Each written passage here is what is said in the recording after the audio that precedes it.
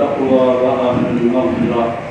اللهم ارفع بنا ما أنت أهله إنك أهل التقوى وأهل المغفرة.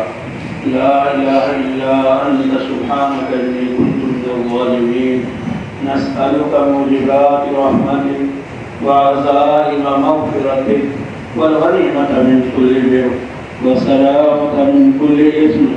لا تدع لنا ذنبا إلا غفرته ولا هما إلا فرجته ولا حاجة هي لك رضا إلا قضيتها يا أرحم الراحمين. ربنا لا تزغ قلوبنا بعد إذ هديتنا التقوى وأهل المغفرة. اللهم ارفع بنا ما أنت أهله إنك أهل التقوى وأهل المغفرة. لا إله إلا أنت سبحانك إني كنت من الظالمين.